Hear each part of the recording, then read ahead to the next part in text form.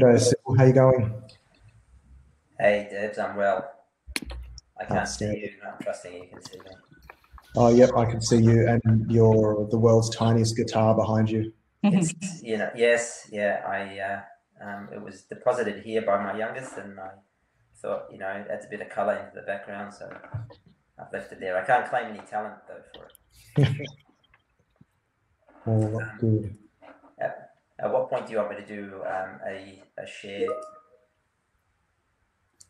You can share your you can share your screen now, and then Isaac will push it live once we start. Shift into present mode. Bear with me for a sec. Okay, I'm going to just push Debs. Live. We'll start live now. Yep, I'm going to push Debs to. I do it? No, you'll do it. Yep. Off you go. Good to go. Well, welcome back, everyone. Our next session will be another keynote by Assyl Haidar, Director of Digital Transformation and Operations at the University of Melbourne. Now, irrespective of how advanced your digital capability may be, undergoing any kind of transformation work involves involves considerations spanning from technology, operations, and very much, of course, people. So Assyl will break down some of these pillars with regards to not only strategy and scope, digital delivery, choice, and finally operating models. So without further ado, I would like to hand over to Assyl to kick off his keynote.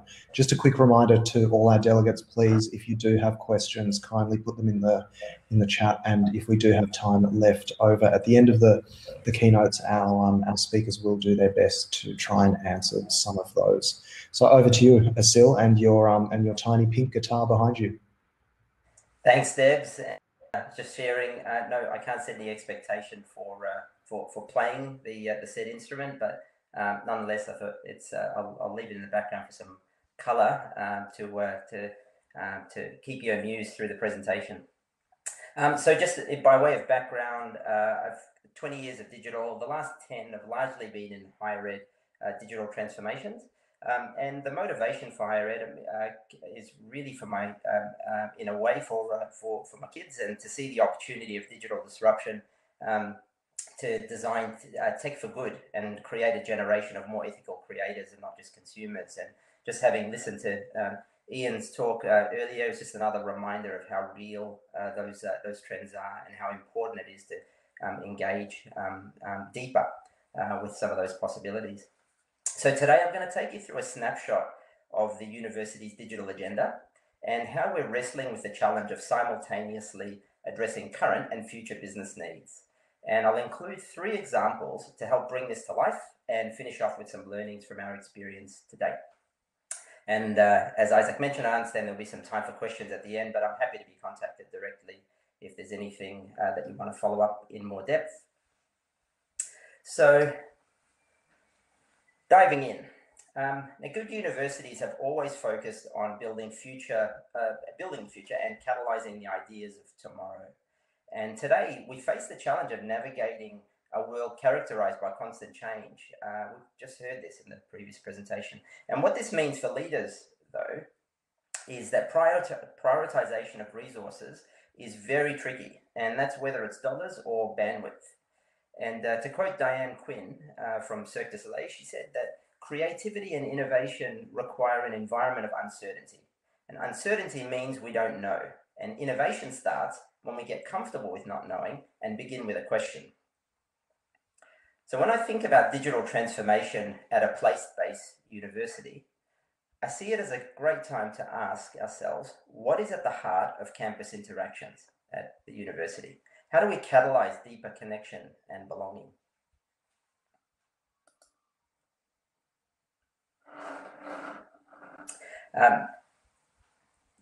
And the University of Melbourne has a significant program of building works, including a once-in-a-generation new engineering and design campus at Fisherman's Bend, about 5 kilometres from the Melbourne CBD.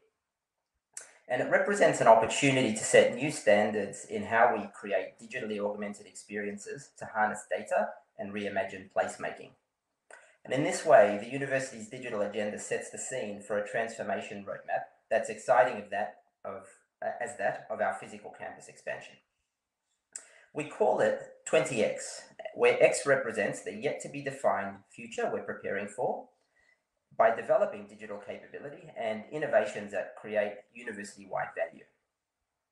It's made up of two parts: ambition, which is ways of thinking, and ambition to impact, ways of working.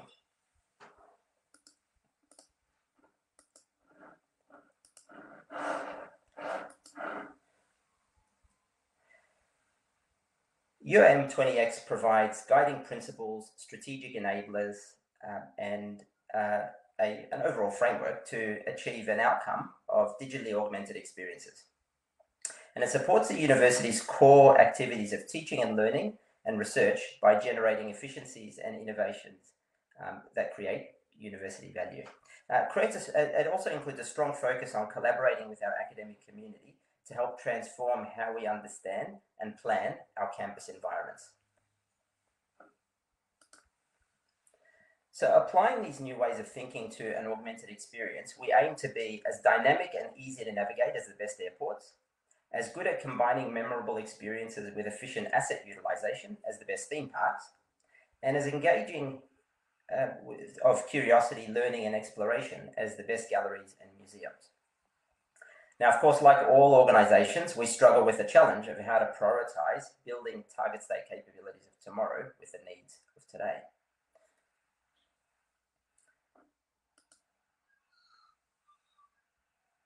I'm going to use 3 examples, all to do with spatial data or space and place, to illustrate how we're approaching this challenge of bringing an augmented experience to life as we go, and not just in the future.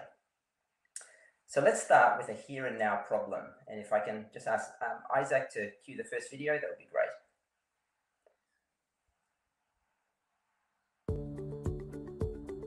So I joined the University of Melbourne half a year ago. To be honest, it was terrible. So many buildings, and once you find a building, then you need to find a room. We spent like one day at the campus just looking for all of our buildings and all of our classrooms, because it is a giant campus. I got like lost every day for about a month, and I was late to every lecture. Some of the lateness probably wasn't me navigating's fault, but others probably would have been eliminated, yeah. It can be a bit, sort of from the outside, just looks like this giant complex and you don't really know. It's so daunting.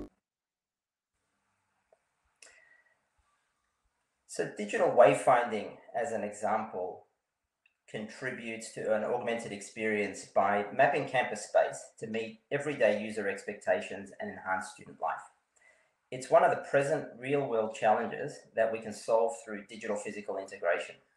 And one of the things we learned through this initiative is that sometimes all students want to know is where the bathrooms or microwaves are. Now, technology can play a critical enabling role in how connected people feel. And wayfinding is actually about connection and belonging, feeling at ease and confident in a space. So we call initiatives like this that solve for the here and now sustaining. Now, if we remember those students who couldn't find their way around, I don't want to leave it without a happy ending. So Isaac, if you wouldn't mind, the second video.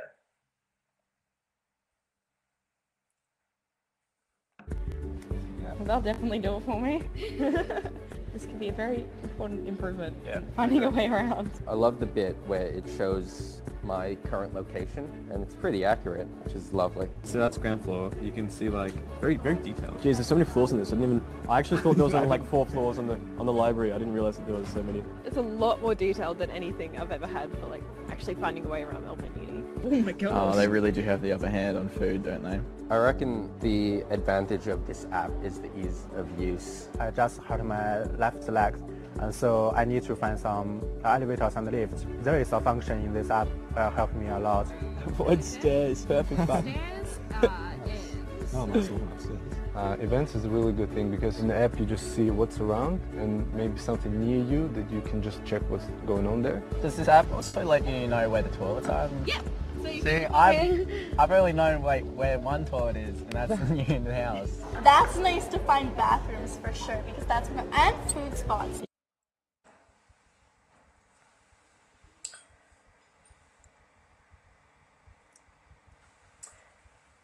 Now, space management is another area which creates many operational challenges, and they're perfect for applying digital skills to.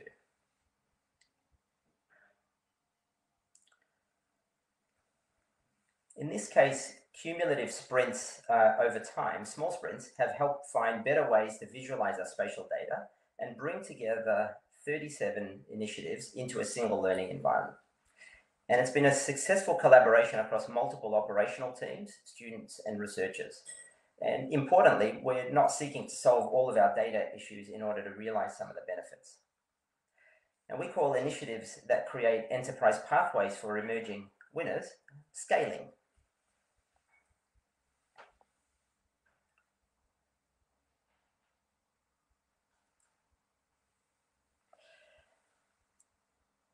If we sort of shift to some of the more, the most exploratory work, and again, Ian touched on it from the perspective of digital twinning for city planning. Some of our most exploratory work has involved using digital twinning to reimagine how we understand and interact with our physical estate for operations, student experience, and estate planning. The university's digital twin includes mixed reality technologies to create a replica of campus, helping us to more seamlessly integrate the physical through digital. And we call initiatives like this that help us pull the future into now, transforming.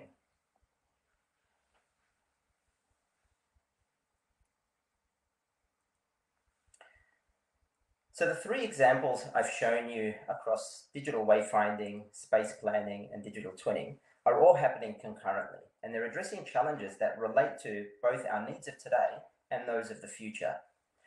And when it works well, they're not treated as separate or competing initiatives, but they're actually part of an innovation ecosystem. And along with new ways of thinking, holding these in tension requires new ways of working. And this is made possible using the second part of 20X, which takes the form of an integrated roadmap and delivery approach. And these frameworks that you see here in governance groups have helped create a more joined up prioritization and policy development over time. It's also important, given we're a university, that each of these groups includes academic representatives, and those representatives actually bring phenomenal expertise that's relevant to the group's scope and priorities.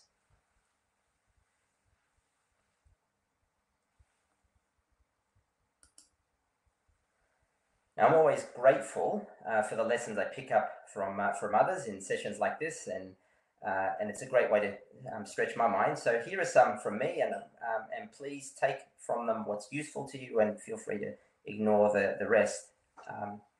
And so I won't read them. You'll be able to read them as fast as I can say them. But if I was to boil them down, it'd be to forget about trying to adopt a new normal and then focus instead on creating a better normal. And that's just going to take the willingness to be ambitious, to listen, to understand root causes, and harness all the tools at your disposal, tech and human, to meet the needs that you identify.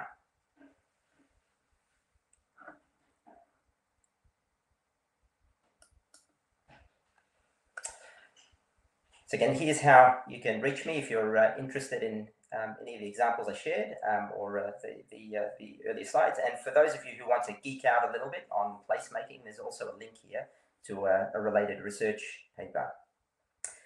Happy to take questions if any, Deb. Otherwise, thanks and best wishes to all of you with your own transformation journeys.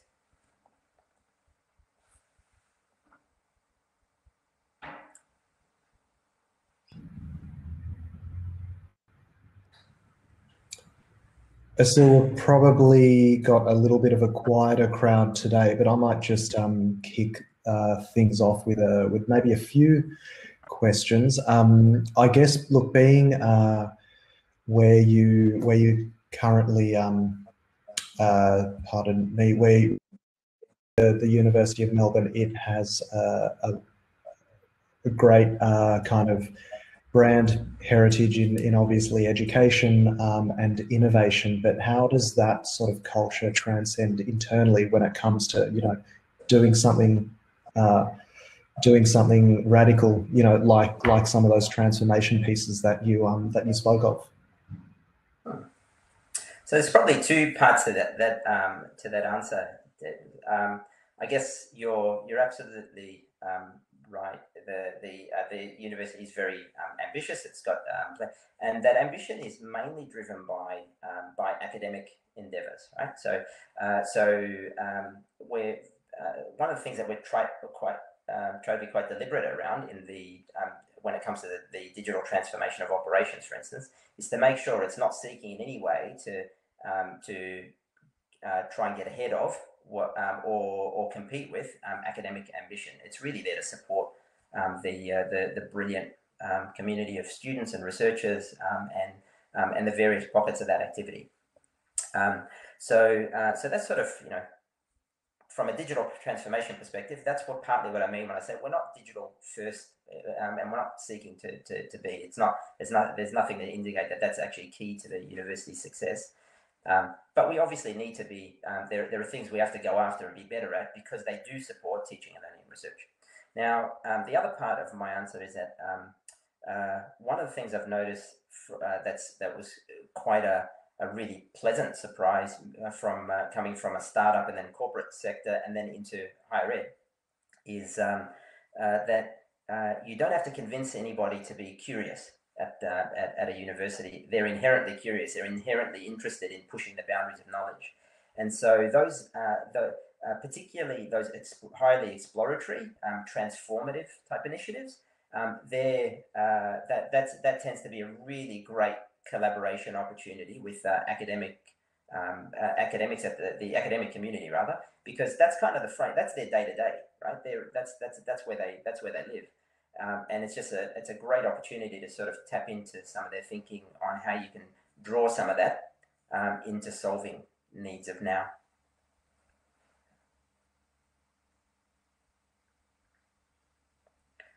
I was really had me thinking when you were going through your keynote. I know your university right now has two co-deans.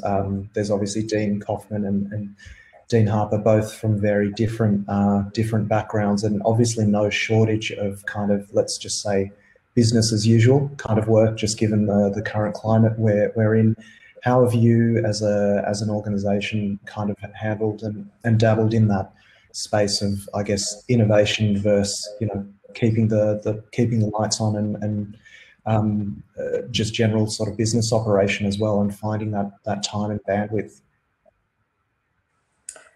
Well, I guess like a lot of organisations, the 2020 was all hands on about really just thinking, well, how do we get to the other side of whatever it is that we were trying to work through, and that kept changing on a sometimes hourly basis, particularly when you're trying to plan things like a return to campus, and you think you've got a plan, and then something happens that's outside of your control, and you've got to totally disrupt that plan, etc., etc. So that's pretty common to a lot of organisations. For universities that involve, as in the case of UAM, where it involves a lot of place-based activity, place-based research, place-based teaching and learning, lots of quite a vibrant community of staff, students, etc., interacting across lots of physical spaces. That was obviously really complex, and that needed to. The all hands on deck was primarily around making sure that research and teaching and learning activity could be supported as best as possible. So anything that couldn't directly be tied to that was largely slowed down or put completely on hold. And that, of course, entirely makes sense. At the same time, we are in a scenario where we all have to be thinking about either doing more with less bandwidth, less dollars, and so there is a really critical role for innovation to play, where it's not the fancy exploratory luxury stuff that you're doing, on the periphery. It's actually the really core. How do we take different approaches to our thinking to solve problems that will not be solved by our traditional approaches to them? And so that's the other bit that's happening in parallel that makes that occupies a bit of my mind around how do we make sure that as we're hearing those needs emerging from our academic divisions, as we're identifying big opportunities to reduce operational complexity or improve experience, how do we bring that new way of thinking and new way of working to bear to help contribute to solving some of those problems? Yeah, unreal, mate. Thank you. I guess that we always fall into that trap of, innovation needs to be something massive, technology focused and very much whiz bang. And I remember when you were just saying that, it jogged my memory around seeing another sort of thought leadership piece around innovation saying, one of the biggest advancements and biggest innovations, in the 20th or 21st century has been something as simple as putting a rubber on the back of a pencil. So you don't need to reinvent the wheel, but innovation is obviously an iterative process. Yeah, it's if I can riff off that a little, Debs, if given that we've got a minute or two. You're the keynote, mate. You go for it. One of the examples I showed earlier with digital wayfinding, as I pointed out, there's all sorts of ways you could get caught up in the tech there and say, oh, we could do this and we could do that, and we could make it really complex in terms of how much information you could build into the interface there. And one of the things you learn is that students are saying, actually, just make it easier for me to find, to get from point A to point B. Help me find bathrooms, help me find microwaves. And so you kind of go, oh, great.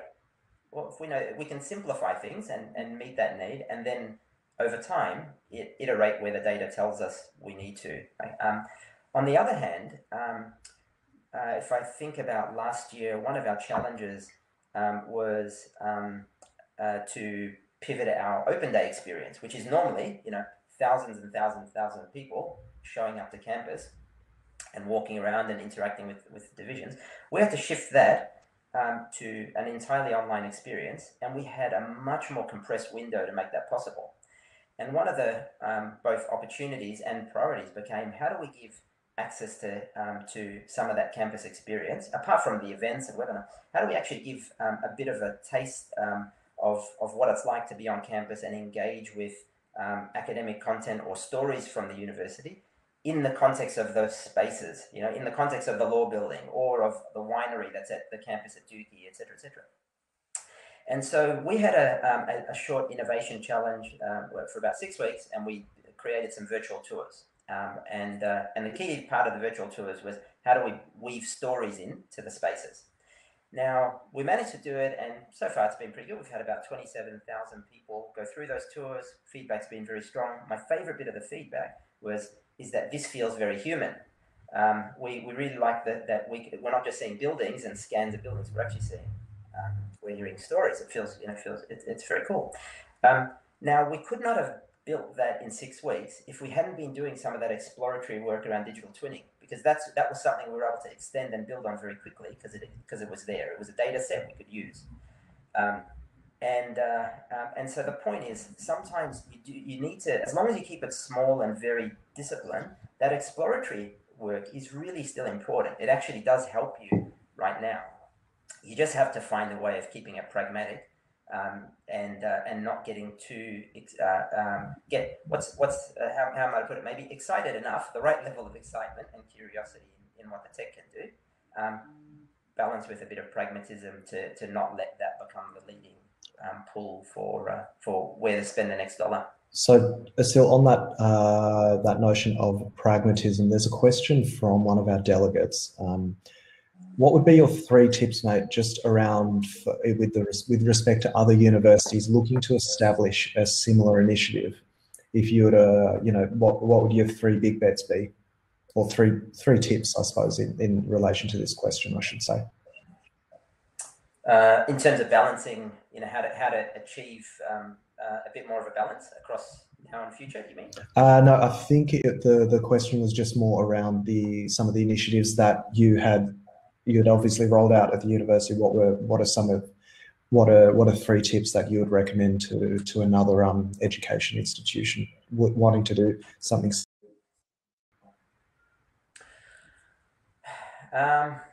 Okay, well, so in addition to or maybe a little bit of overlap with what I shared earlier. I'd definitely say if you're tapping into your academic community is really, really important. It's such a missed opportunity to not do that. For me, it's one of the reasons that that I love working at the university. I learn so much, and so I definitely encourage that. And I didn't actually encourage any of the delegates to consider that as part of a way of broadening your toolkit. So specifically, for instance, we've got people like, say, Ben Rubenstein, who's a fantastic academic around AI, and he sits on one of that data group, and so we get the kinds of insights he brings to how you think about policy development or prototyping around responsible use of data is just priceless, right? So it's so that's certainly one tip I'd give. A second one I'd give is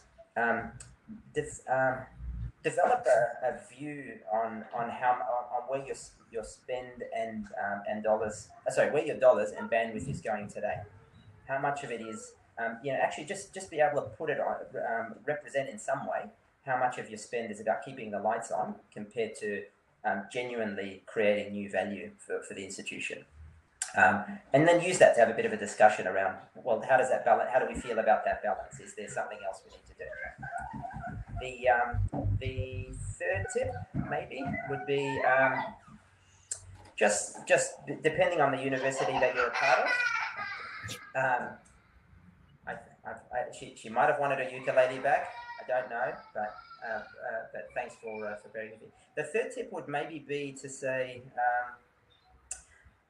just watch that you're not introducing things at a pace faster than people's ability to or appetite to adopt it.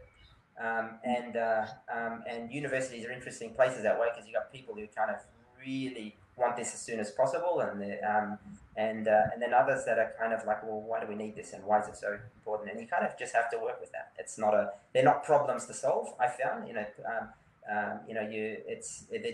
It's just complexity you have to be okay with and accept that it's just part of the journey if you're trying to transform within a uni.